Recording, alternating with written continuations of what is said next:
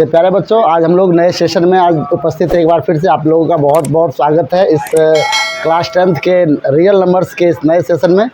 तो देखेंगे आज हम लोग संख्याओं के बारे में बहुत सारी बातें करेंगे और इस चैप्टर को अच्छे से गहराइयों से समझने का प्रयास करेंगे। सबसे पहले हम लोग देखते हैं नंबर्स के बारे में। आज का जो क्लास जो रहने वाला है ये बेसिक कॉन्सेप्ट के दृष्टिकोण से भी आप लोगों के लिए काफ़ी इंपॉर्टेंट रहने वाला है, चाहे वो 9th क्लास हो चाहे वो 10th क्लास हो, और आने वाले जो भी क्लासेस होंगे मैथमेटिकल दृष्टिकोण से ये काफ़ी इंपॉर्टेंट स्थान रखता है ये। तो इसको आप लोग ध्यान से देखेंगे, इससे जुड़े हुए सभी चीज़ों को समझेंगे, समझने का प्रयास करेंगे। उम्मीद करेंगे कि आपका ये सेशन अच्छा जाए। तो जब बात नंबर्स की आती है तो सबसे पहले हम लोग देखते हैं फंडामेंटल फिगर्स के बारे में।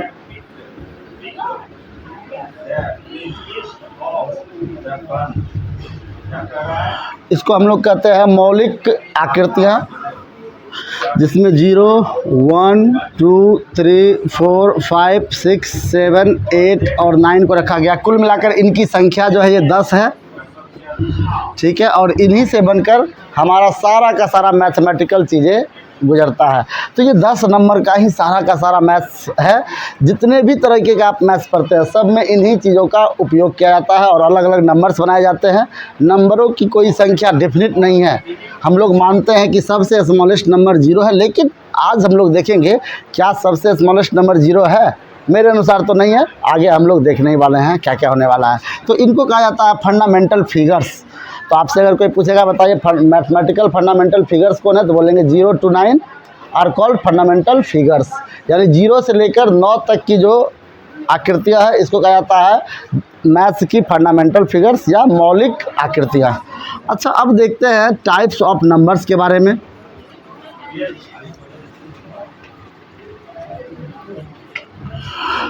जनरली 2 तरह के नंबर माने गए हैं। पहला माना गया रियल नंबर और दूसरा माना गया है इमेजिनरी नंबर। रियल नंबर को हम लोग हिंदी में वास्तविक संख्या कहते हैं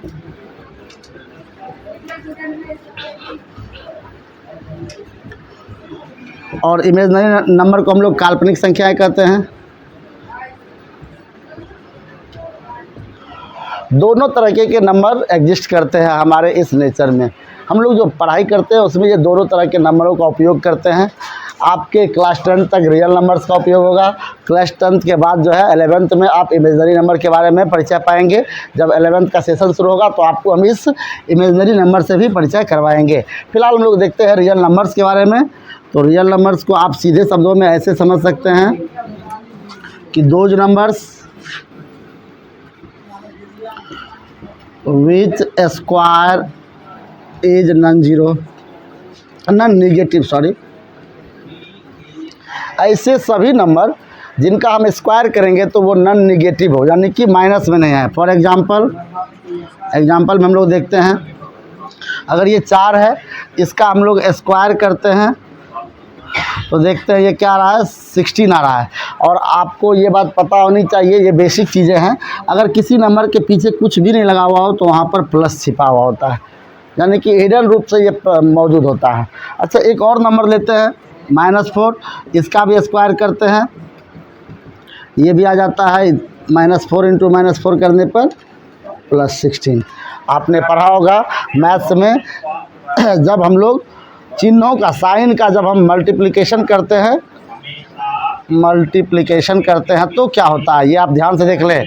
माइनस इंटू माइनस करने पर प्लस आता है, प्लस इंटू माइनस करने पर माइनस आता है, प्लस इंटू प्लस करने पर प्लस ही आता है। ये मल्टीप्लिकेशन है इसका, आप इससे परिचित है पहले भी।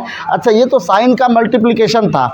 अगर आपसे कोई पूछ दे कि ऐड करना है साइनों का तो क्या करेंगे, तो अगर प्लस है और साइन माइनस का है, देखिए एक प्लस वाला है एक माइनस वाला है, तब इसमें काम क्या होगा और इसमें साइन कौन से पड़ेंगे ये आपको पता भी है, फिर भी हम इसको आप बता रहे हैं। तो जब भी कभी 2 अलग अलग साइड वाले चीज़ रहेंगे तो उसमें काम माइनस का करेंगे, साइन बड़े नंबर का पड़ेगा। अगर ऐसा दिया हुआ रहे, देखिए दोनों में माइनस लगा हुआ है, तब भी हम काम क्या करेंगे, इस बार प्लस का करेंगे और साइन इस बार दे देंगे हम लोग माइनस का। इस बार देखते हैं, अगर दोनों प्लस वाले हैं तो काम भी प्लस का करेंगे और साइन भी प्लस का ही देंगे। तो ये हमारा क्या है, एक और कंडीशन उत्पन्न हो सकता है, अगर यहाँ माइनस रहे और यहाँ प्लस रहे तब भी हम लोग काम करेंगे माइनस का, साइन देंगे बड़े नंबर का। तो उम्मीद करते हैं इसके बारे में आपको पहले से जानकारी होगी। तो ऐसे नंबर जिसका स्क्वायर करने पर पॉजिटिव आ जाए वो सब नंबर क्या कहलाएंगे, रियल नंबर कहलाएंगे। फॉर एग्जांपल और भी नंबर लेकर देखते हैं, -3, इसका भी स्क्वायर अगर करते हैं ये 9 आ रहा है तो हम कहेंगे इसको ये रियल नंबर है। यानी कि रियल नंबर होने के लिए कंडीशन क्या होना चाहिए कि कभी भी उसका वैल्यू निगेटिव में नहीं आना चाहिए। अगर हम स्क्वायर करते हैं तो इसका यही पोर्शन सबसे इम्पॉर्टेंट है, ठीक है। स्क्वायर इज नॉन निगेटिव, यानी किसी नंबर का स्क्वायर करने पर उसका वैल्यू हमेशा क्या है, नॉन निगेटिव है, माइनस में नहीं आए। और भी आगे बढ़ते हैं, देखते हैं इसके बारे में भी। और चलिए इमेजनरी नंबर के बारे में भी ज़रा सा जान लेते हैं, फिर हम रियल नंबर के और भी टाइप्स के बारे में जाएंगे। तो इमेजनरी नंबर आपको सीखना है, हल्का सा हम इसके बारे में बता दे रहे हैं कि कभी कभी आप ऐसा लिखा हुआ देखिएगा 4i², ठीक है। तो i से डिनोट किया जाता है इमेजनरी नंबर को। इसका मतलब होता है कि 4 के लिए 2 निकल जाएगा, i² के लिए माइनस निकल जाता है, तो ये हो जाता है -2 इसका वैल्यू। यानी कि अगर रूट के अंदर i² है तो इसका वैल्यू माइनस आएगा, ठीक है। अब इसके साथ जो भी लगा हुआ रहे, तो इसके बारे में हम लोग देखेंगे इमेजनरी नंबर कैसा होता है, इस पर और चर्चाएँ कभी होंगी। और देखते आगे बढ़कर अब रियल नंबर्स के बारे में और भी। तो रियल नंबर में देखिए 2 भागों में बांटा गया है, एक बांटा गया रैशनल में, एक बांटा गया इरेशनल में। आप परिचित होंगे, रैशनल नंबर को हिंदी में हम लोग कहते हैं परिमेय संख्या, इरेशनल को कहते हैं अपरिमेय संख्या, ठीक है। चलिए परिमेय संख्या को हम लोग डिफाइन करते हैं कि जो नंबर p/q a/b आप जैसे लिख सकते हैं, या न्यूमरेटर बाय डिनोमिनेटर के रूप में रहे, लेकिन कंडीशन क्या लगा दिए हैं कि d का वैल्यू कभी भी किसके बराबर नहीं होना चाहिए, 0 के बराबर नहीं होना चाहिए, ठीक है। यानी नीचे कभी भी 0 नहीं आए। एग्जाम्पल देखते हैं इसके बारे में, जैसे 4/3 है, ये रैशनल नंबर है, 1/2 है, ये रैशनल नंबर है, 0/1 है, ये भी रैशनल नंबर है, लेकिन 1/0 ये रैशनल नंबर नहीं है, क्योंकि इसके नीचे क्या लगा हुआ है, 0। नीचे 0 नहीं होना चाहिए, ऊपर जो भी रहेगा सब चलने वाला है, ठीक है। ये तो रैशनल नंबर के बारे में।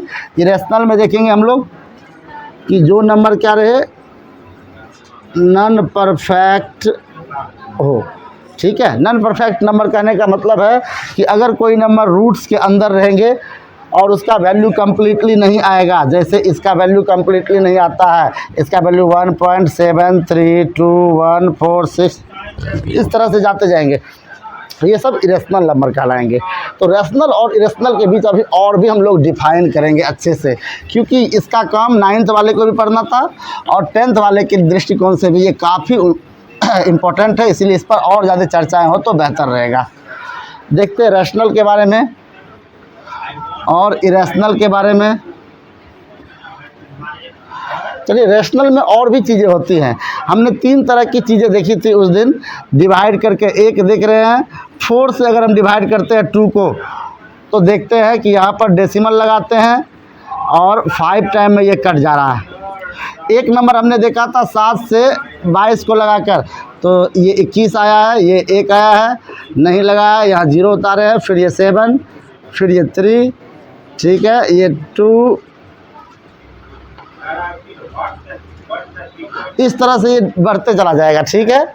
एक नंबर ये देखा हम लोगों ने, एक ये, दूसरा ये, तीसरा देखते हैं 3 से लगाते हैं 2 को, डेसिमल डालते हैं, 6 टाइम में लगता है 18, फिर अकॉर्डिंग टू डेसिमल रूल हम लोग देखते जाते हैं फिर से।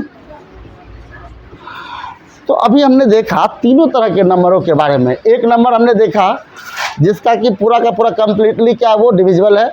दूसरा हमने देखा कि इसका कोई भी छोर हमको मालूम नहीं पड़ रहा है, कहाँ तक ये जाएगा इसका कोई अंदाज़ा लग ही नहीं पा रहा है। तीसरा नंबर हमने देखा कि एक ही नंबर बार बार रिपीट हो रहा है या कुछ नंबर बार बार रिपीट हो रहे हैं। तो इस आधार पे भी रेशनल नंबर को डिफाइन किया गया है। रेशनल नंबर में हम लोग डेसिमल के अकॉर्डिंग अगर बोले तो अकॉर्डिंग टू डेसिमल अगर बोला जाए तो हम बोलेंगे कि वैसे नंबर दोज नंबर्स। इससे पहले एक बार और देख लेते हैं। अच्छा, ये पूरा पूरा कट गया है ना, इसको हम लोग कहते हैं टर्मिनेटिंग डेसिमल। टर्मिनेटिंग डेसिमल, इसको हम लोग कहते हैं, ये है रिपीटिंग डेसिमल और ये है नॉन रिपीटिंग डेसिमल। ध्यान से देखेंगे अभी जो हम समझा रहे हैं इस बात को, ठीक है। ये टर्मिनेटिंग है, ये नॉन रिपीटिंग है, ये रिपीटिंग है। इस दोनों को मिलाकर कहा जाता है नॉन टर्मिनेटिंग। टर्मिनेटिंग यानी अगर डेसिमल पूछा जाए तो दो तरह के डेसिमल हैं, एक है टर्मिनेटिंग डेसिमल, दूसरा है नॉन टर्मिनेटिंग डेसिमल। टर्मिनेटिंग का मतलब होता है जो पूरा पूरा कट जाए और नॉन टर्मिनेटिंग का मतलब होता है जो पूरा कटे ही नहीं। देख रहे हैं, नहीं कट रहा है पूरा, यानी ये कम्प्लीटली डिविजिबल नहीं है। तो टर्मिनेटिंग को एक ही भाग में रखा गया, नॉन टर्मिनेटिंग को दो भाग में बांटा गया है, एक है नॉन रिपीटिंग, एक है रिपीटिंग। रिपीटिंग वाले में नंबर बार बार रिपीट होते रहेगा, नॉन रिपीटिंग में कटेगा भी नहीं और नंबर बार बार रिपीट भी नहीं होगा। तो ऐसी संख्याओं के आधार पे भी हम लोग अभी रेशनल और इरेशनल को डिफाइन करेंगे। देखेंगे दो number which are in the form of repeating और टर्मिनेटिंग। ध्यान रखिएगा, रिपीटिंग और टर्मिनेटिंग मतलब वैसे नंबर जो रिपीटिंग में भी हो यानी कि ऐसा वाला, और जो टर्मिनेटिंग भी हो, ये दोनों रेशनल कहलाते हैं। और इसमें हम लिख सकते हैं those numbers which are in the form of non repeating decimal. मतलब ऐसे नंबर जिसका अगर हम डेसिमल एक्सपेंशन किया करें, अगर डेसिमल में उसको निकालें तो वो कैसा होगा, नॉन रिपीटिंग होगा, यानी वो रिपीट नहीं होगा और ना ही ये कट भी रहा है कहीं, देख ही रहे। यानी कि रेशनल और इरेशनल को हमने दो तरीके से परिभाषित किया। एक देखा कि अगर वो न्यूमरेटर और डिनोमिनेटर ग्रुप में है तो उसके नीचे जीरो नहीं होना चाहिए। दूसरा हमने देखा कि अगर डेसिमल के रूप में रहे तो वह या तो रिपीटिंग होना चाहिए या तो टर्मिनेटिंग होना चाहिए। इसमें वो क्या होना चाहिए, नॉन रिपीटिंग होना चाहिए। कभी कभी आप ऐसा संख्या लिखा हुआ देखिएगा आगे चलकर,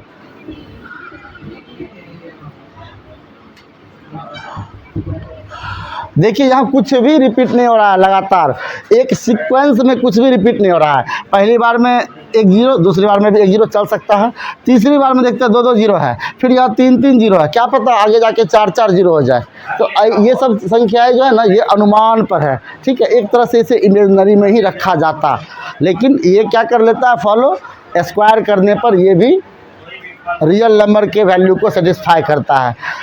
तो मेरा कहने का मतलब है, अगर ऐसा नंबर आपको दिखे तो इसको आप कह सकते हैं ये इरेशनल नंबर है, ठीक है। इसमें तो हम लोग जानते हैं ढेर सारे नंबर हैं ऐसे, आप ऐसे भी छोड़ देते हैं तब भी ये रेशनल है, क्योंकि इसके नीचे वन लगा देंगे हम।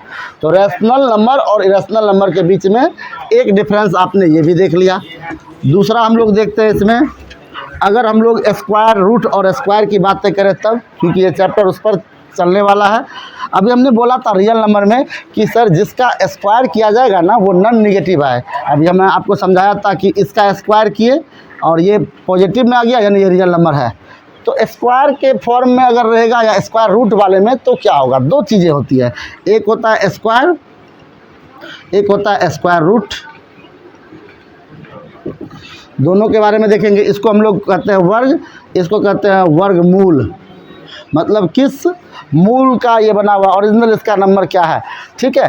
तो स्क्वायर करते हैं। देखिए अभी कोई अगर आपको कह दे कि चलिए 16 का स्क्वायर निकालिए, तो स्क्वायर का मतलब पावर 2, तो ये हो जाएगा इतना, 256। अगर कह दे चलिए 16 का आपको स्क्वायर रूट निकालना है, तो आप समझ लीजिएगा यहाँ ये छिपा हुआ है, तो आप इसका वैल्यू 4 निकाल दीजिएगा। तो ये था स्क्वायर, ये है स्क्वायर रूट। ठीक है, और अच्छे से इसमें क्लियर करते हैं अब इस चीज़ को कि रेशनल के साथ इसका क्या कंडीशन है। अच्छा, कुछ नंबर ऐसे होते हैं, देखिए, those number which are in the form of perfect square root. अच्छा, कुछ नंबर ऐसे हैं जो कि परफेक्ट स्क्वायर रूट है। जैसे देखिए, अभी आपसे हम कह देंगे 81, तो ये परफेक्ट स्क्वायर रूट है किसी नंबर का, ये कम्प्लीटली। ठीक है, और अगर आपको अभी हम कह देंगे 23, ये किसी का परफेक्ट स्क्वायर नहीं है, इसीलिए इसको हम ऐसे ही लिख देते हैं। तो ऐसे नंबर जो बिल्कुल क्या हो, परफेक्ट स्क्वायर रूट हो, वो क्या हो जाएंगे, रैशनल नंबर हो जाएंगे। ठीक इसके विपरीत ऐसे number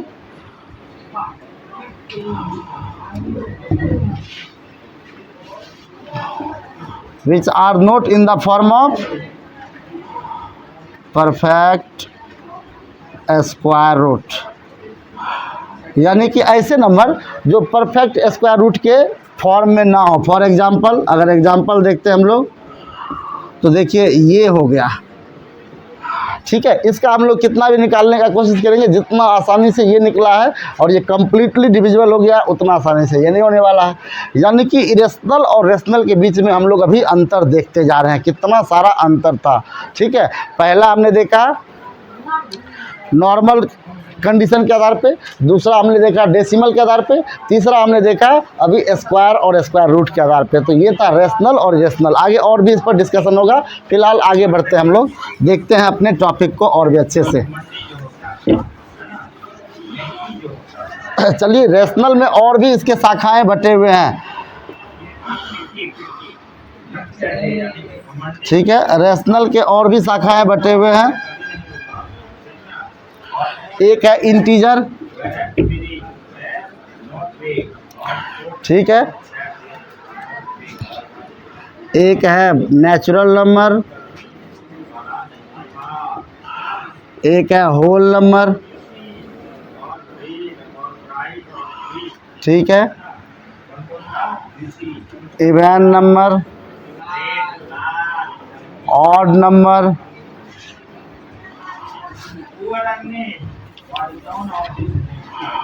prime number, composite number. देखिए, ये सब के सब रैशनल नंबर के अंग हैं। नेचुरल, आप इस सब से परिचित हैं, फिर भी एक बार जल्दी से रिकॉल कर देते हैं इसको। नेचुरल नंबर हम लोग किसको कहते हैं, ऑल काउंटिंग नंबर्स को कहते हैं natural number. All counting numbers ये नेचुरल नंबर है। अगर आपसे कोई पूछ दे कि बताइए स्मॉलेस्ट कौन है नेचुरल नंबर, तो आप बताएंगे उसको एक, क्योंकि काउंटिंग 1 से स्टार्ट होता है। और अगर आपसे कोई पूछ दे कि बताइए बिगेस्ट या लार्जेस्ट, जो कह ले,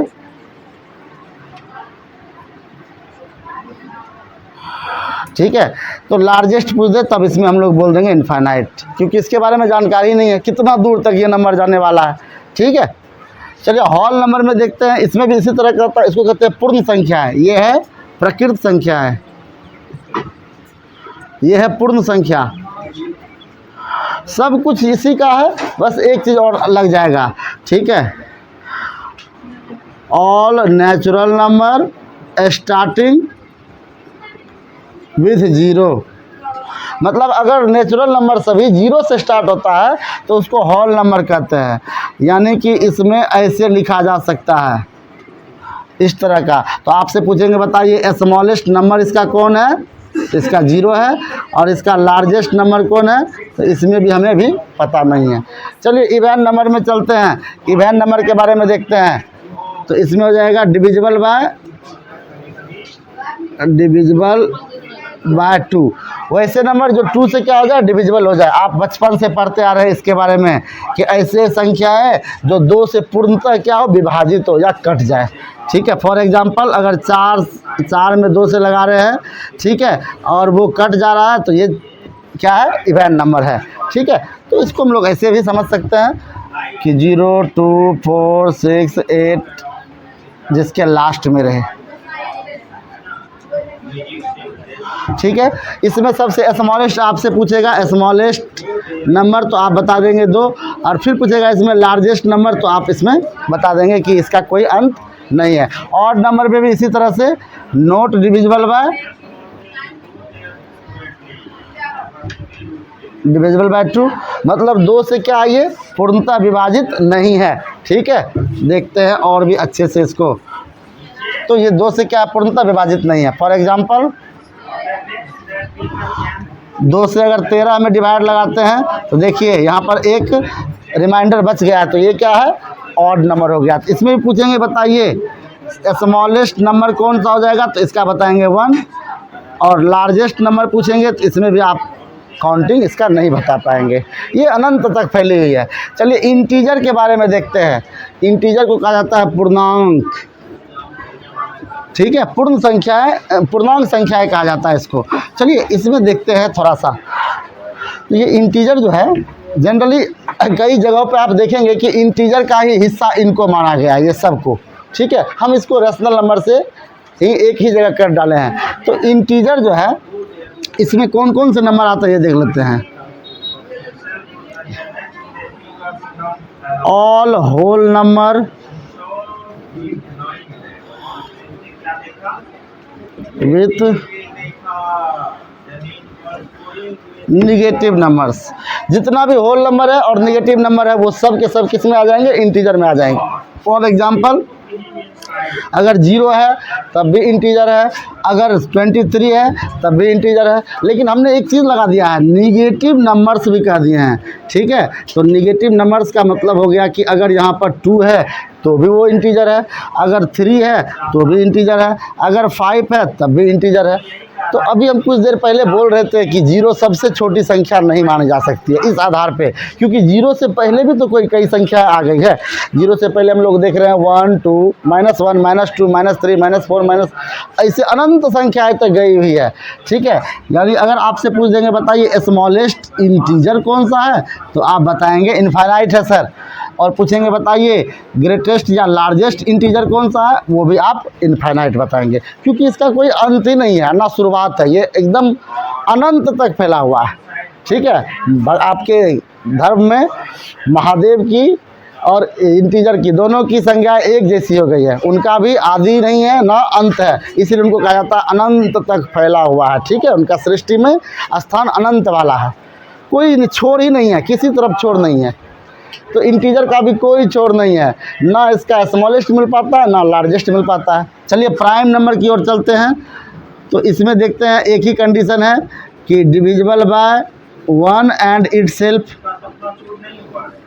यानी ऐसी सभी संख्या है जो एक से भी कटे और खुद से भी कटे, यानी एक से भी पूरा विभाजित हो, एक से भी पूरा डिविजिबल हो और खुद से भी हो। फॉर एग्जांपल 5 में देखते हैं 1 से भी डिविजिबल है ये और खुद से भी डिविजिबल है, इसलिए प्राइम नंबर है। तो इसमें पूछा जाएगा कि बताइए स्मॉलेस्ट प्राइम नंबर कौन सा है, तो आप बताएंगे इसमें 2, ठीक है। और लार्जेस्ट प्राइम नंबर, इसकी कोई गणना नहीं अभी तक की गई है, ठीक है। इसके ठीक अपोजिट है कंपोजिट नंबर। अच्छा, इसको कहते हैं हम लोग अभाज्य संख्याएं, और इसको कहते हैं हम लोग भाज्य संख्याएं, ठीक है।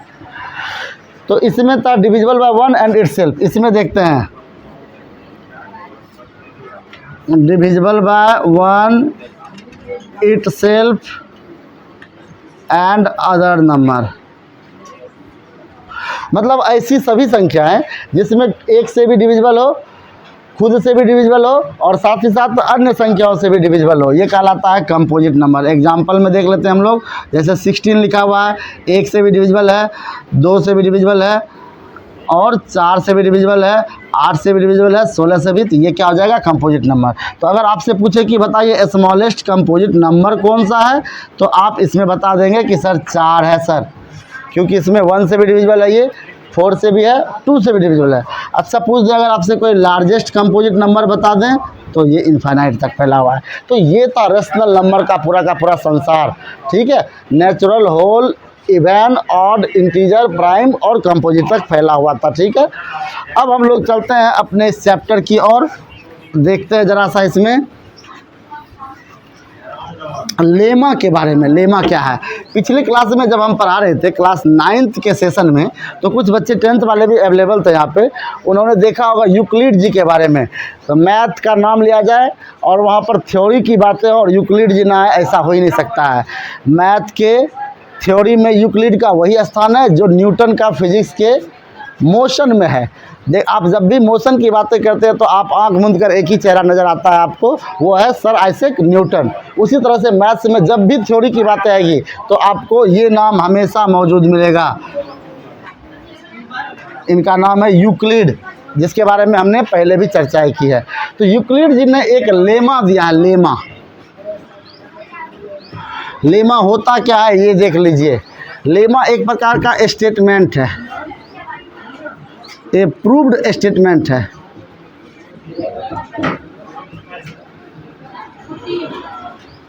बाय विच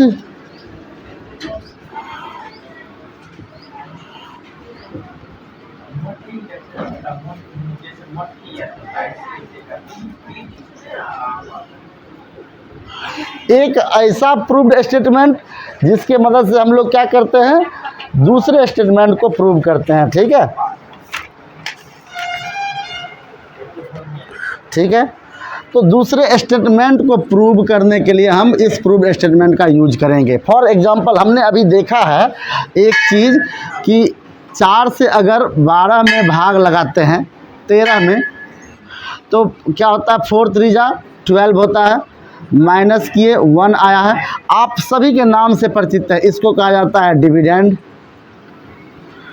इसको कहा जाता है डिवीजर, इसको कहा जाता है कोशिएंट, और यह है रिमाइंडर। आप बचपन से इसके बारे में पढ़ते आ रहे हैं। ठीक है, तो हमको ये तो पता है ये चीज़ कि देखिए, ये हमको पता है कि इन सब को ये कहा जाता है। और बचपन से हमने ये भी पढ़ा है कि dividend equal to divisor into quotient plus remainder. Check करके भी हम लोग देख लेते हैं इसको कि डिविडेंड हमारा है 13। ठीक है, ये तो हमारा क्या चीज़, लेमा दिया हुआ था एक तरह से। ठीक है, ये लेमा दिया हुआ था। अब इस पर हम इसको प्रूव करके देखते हैं क्या ये सही है। एक स्टेटमेंट जो लिखा हुआ है, हम स्टेटमेंट मानते हैं कि हाइड्रोजन के साथ में ऑक्सीजन मिलाते हैं तब बनता है H2O। ठीक है, तब बनता है हमारा H2O बनता है।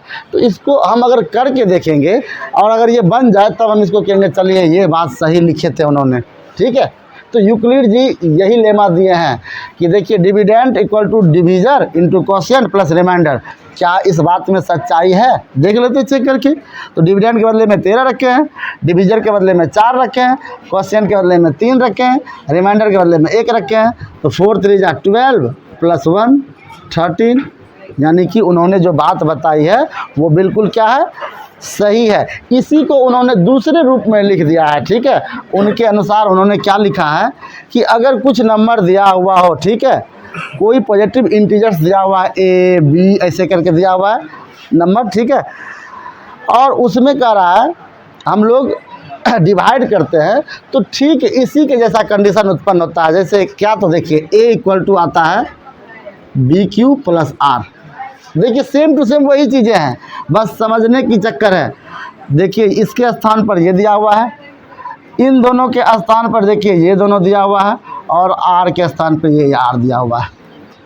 ठीक है, तो यही है आपका डिवीजन एल्गोरिदम कहा जाता है, या डिवीजन का लेमा कहा जाए। अभी हम लोग देखेंगे एल्गोरिदम के बारे में भी देखेंगे क्या होता है, थोड़ा सा आगे बढ़ेंगे तब। तो ये A हो गया डिविडेंड की तरह, इसको हम लोग ऐसे लिख सकते हैं। देखिए स्पष्ट हो गया होगा कि सेम टू सेम यही काम करने को कहा जा रहा है इसमें। ठीक है, कोई नंबर हम लोग लेते हैं, फॉर एग्जांपल 117 लेते हैं और इसमें डिवाइड करते हैं हम लोग 14 से। ठीक है, देखते हैं इसको डिवाइड करके, तो 14 7 14 8 जा 112 आता है। इतना हमारा बाकी रह जा रहा है। यानी कि हम लोग 117 को ऐसे लिख सकते हैं क्या, 14 × 8 + 5। अगर हम सॉल्व करेंगे ना तो यही आएगा। यानी किसी नंबर को हम लोग इस फॉर्म में लिख सकते हैं। ठीक है, इस फॉर्म में देखिए यही है अभी यहाँ पर b into Q plus r और यहाँ a। देखिए सब चीज़ स्पष्ट है इसमें। a के बदले में ये दिया हुआ है, ठीक है, b के बदले में ये दिया हुआ है, q के बदले में ये दिया हुआ है, r के बदले में ये दिया हुआ है। तो ये था आपका डिवीज़न का लेमा। अच्छा, अभी एक शब्द आया था अभी डिवीज़न एल्गोरिदम के बारे में, ठीक है। एल्गोरिदम क्या होता है ये भी देख लीजिए, कुछ भी अंतर नहीं अलग से। ये एल्गोरिदम जो है, जब भी हम किसी क्वेश्चन को सॉल्व करते हैं, ठीक है, तो उसमें हम लोग कुछ स्टेप लिखते हैं। तो well design step of lemma, मतलब अगर किसी क्वेश्चन को हम लोग सॉल्व कर रहे हैं और उसका हम स्टेपिंग भी करते गए कि पहले बार में हमने क्या किया, इससे इसमें डिवाइड किया है, तो हम लिख देंगे वी डिवाइड 117 बाय 14। तो ये हो गया स्टेप बाय, आपने लिखा होगा स्टेप 1, स्टेप 2, स्टेप 3, इस तरह करके आपने लिखा होगा। तो जब आप किसी क्वेश्चन को सॉल्व करने में कई स्टेप का सीरीज बनाते हैं, मतलब कई स्टेप को लिखते हैं, बनाना अलग है, बनाना भी उसमें है, लेकिन उसके साथ साथ उसका स्टेप भी लिखते हैं, तब वो कहलाता है एल्गोरिदम। ना याद रखिएगा, लेमा एक प्रूव्ड स्टेटमेंट था, एल्गोरिदम स्टेप का क्या है, सीरीज है पूरा का पूरा। ये सीरीज ऑफ स्टेप है, ठीक है, सीरीज ऑफ स्टेप्स, और कुछ भी अलग नहीं है इसमें, ठीक है। तो यूक्लिड जी ने अपना एक डिवीज़न का क्या दिया था, एल्गोरिदम दिया था। अब इसी के बारे में अभी हम लोग देखने वाले हैं। एक क्वेश्चन बनाएंगे हम लोग, तो और उम्मीद करेंगे कि ये जल्दी से आपको समझ में आ जाए।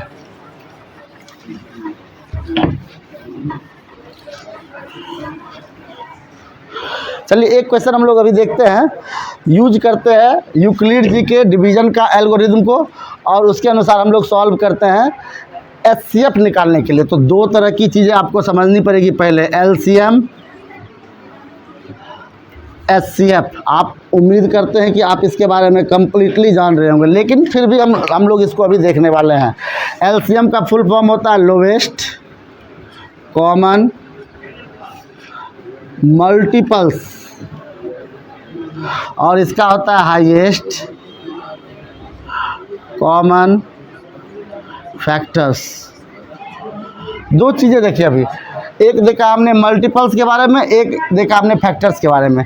दोनों को हम लोग डिफाइन करके देखते हैं पहले मल्टीपल्स के बारे में।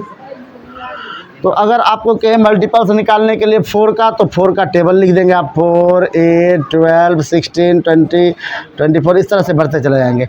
अगर आपको कह दिया जाए फैक्टर्स निकालना है 12 का, तो आप क्या करेंगे, देखेंगे कि किससे किससे इसमें डिविजिबल हो रहा है। ये तो 1 से डिविजिबल है, 2 से डिविजिबल है, 3 से डिविजिबल है, 4 से डिविजिबल है, 6 से डिविजिबल है, 12 से डिविजिबल है। तो ये हो गया फैक्टर्स और ये हो गया मल्टीपल्स। ये मल्टीपल्स है, ये फैक्टर्स है। आप उम्मीद करते हैं कि इसके बारे में पहले से जानकारी रख रहे होंगे।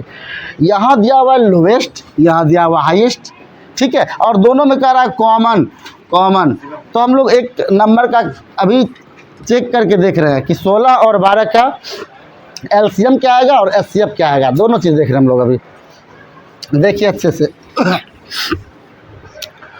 देखिए 16 का हम लोग अभी निकाल रहे, चूँकि ये मल्टीपल्स वाला है ना, तो 16 का हम लोग टेबल लिखेंगे।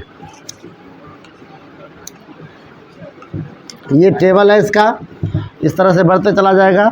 12 का टेबल लिखते हैं।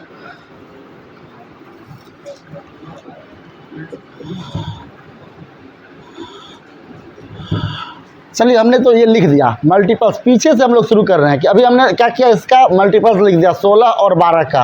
अब हम लोग देखते हैं इसमें कॉमन क्या है, तो कॉमन चेक कर लेते हैं। तो इसमें सबसे पहले कॉमन क्या क्या आ रहा है भाई, तो ये आ रहा है कॉमन। और क्या कॉमन आ रहा है, ये आ रहा है। तो पहले हमने मल्टीपल्स निकाला, फिर हमने कॉमन देखा। अब देख रहे हैं कि इसका लोवेस्ट पार्ट कौन सा है।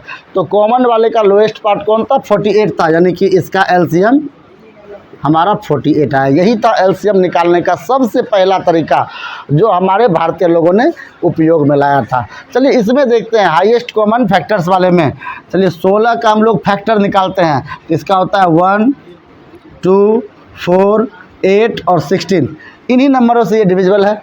अब देखते हैं 12 का भी फैक्टर निकाल के, 1, 2, 3, 4, इसके बाद 6 और 12। ये तो हमारा निकल गया फैक्टर्स। अब कॉमन देखते हैं इसमें कौन कौन है।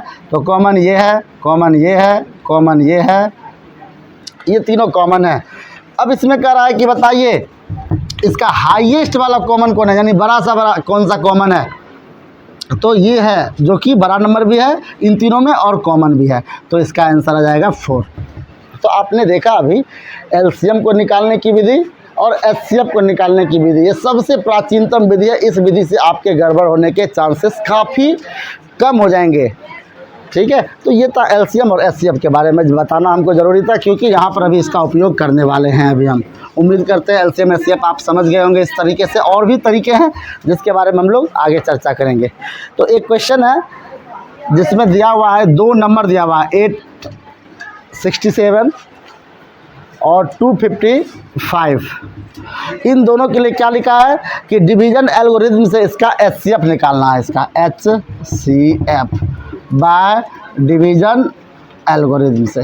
ठीक है, चलिए देखते हैं इसके बारे में। सबसे पहले हम लोग देखते हैं स्टेप 1 लिखते हैं इसका। स्टेप 1 पहले हमको इसमें जानना है कि इस दोनों में कौन सा नंबर जो है वो बड़ा है। तो बड़ा नंबर है 867 और छोटा नंबर है 255। तो हम लिख देंगे यहाँ पर वी नो डैट, देखिए यही है एल्गोरिथम, स्टेप लिख रहे हैं। We know that 867 is greater than 255, so we divide 867 by 255। ये पहला स्टेप हो गया। ये तो इधर स्टेप भी लिखा रहा है और इधर हम इसको सॉल्व भी कर रहे हैं। 255 से इसको सॉल्व किए, कितने बार में लगा है ये देख लेते हैं। तो 3 टाइम्स में ये लगा है 765। एक बार मिला भी लेंगे इसको। ठीक है, हमारा इसमें वैल्यू बच रहा है 102 बच रहा है। देखिए स्टेप बाय स्टेप आप समझते जाएंगे इसको। ठीक है, तो हम इसमें यहाँ लिख सकते हैं बाय डिवीज़न एल्गोरिथम। हम लिख सकते हैं कि 867 इक्वल टू 255 इंटू 3 प्लस 102। देखते जाइए इसको आप आराम से। ठीक है, तो अभी हमारे पास में ये आया है। अगर इसको हम सॉल्व करेंगे तो इतना ही पहुंचेगा। चलिए स्टेप 2 लेते हैं। अब ये ध्यान देने वाली बातें हैं, इसी पर आपको ध्यान देना है सबसे ज़्यादा। इस बार हम डिवाइड किसको करेंगे ये देख लीजिए। ठीक है, इस बार हम लोग डिवाइड करने वाले हैं अब 255 को बाय 102 से। ठीक है, चलिए 200 देखिए क्या किए हम, जो इस दोनों में बड़ा नंबर था, देखिए इस दोनों में तो बड़ा नंबर ये है और छोटा नंबर ये है, तो इसमें डिवाइड किए हैं किससे, इससे। तो अब देखिए क्या कर रहे हैं हम लोग, 102 से डिवाइड कर रहे हैं किसमें, 255 में। ठीक है, चलिए कितने टाइम में लगता है ये भी देख लेते हैं इस बार। 2 टाइम में लग रहा है।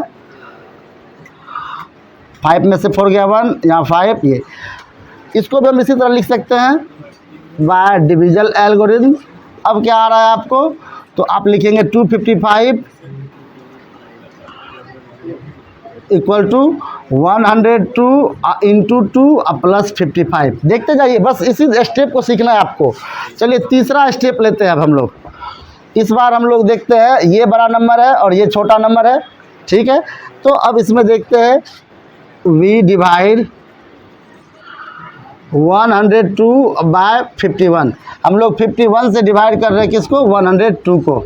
चेक करते हैं क्या 2 बार में लग जा रहा है। 2 1 जा 2 और 5 2 जा 10। ठीक है, और ये पूरी तरह से कट जा रहा है यहाँ पे। ठीक है, बाय डिवीज़न एल्गोरिथम फिर लिखते हैं हम लोग, और यहाँ लिख रहे हैं 102 इक्वल टू 51 इंटू 2 प्लस 0। यहाँ ध्यान देने वाली बातें हैं कि यहाँ रिमाइंडर हमारा कितना बच रहा है, 0 बच रहा है। जिस जगह पे जाके आपका रिमाइंडर नहीं बचे वही नंबर उसका क्या हो जाएगा, एचसीएफ हो जाएगा। So step 4, so remainder equal to 0 then HCF equal to 51। यही हो गया आपका पूरा का पूरा इन दोनों का एचसीएफ। तो उम्मीद करते हैं कि आपने इसको अच्छे से समझा होगा। ये स्टेप आप लिखने सीखिएगा, इसको कुछ नहीं है, बस यहाँ देखते जाना, उसी तरह से लिखना है। तो ये था हमारा डिवीज़न एल्गोरिथम के अनुसार HCF निकालना। अगले क्लास में हम लोग देखेंगे कुछ और भी क्वेश्चन को बारीकियों से। इतना दूर तक आप इसको समझेंगे, समझने का प्रयास करेंगे। किसी भी तरह का दिक्कत आएगा तो आप हमें कमेंट सेक्शन में जाकर कमेंट करेंगे। साथ ही साथ इस क्लास को अब हम समाप्त कर रहे हैं। अगले समय में फिर से हम लोग मिलेंगे नए क्वेश्चनों के साथ। तब तक के लिए धन्यवाद।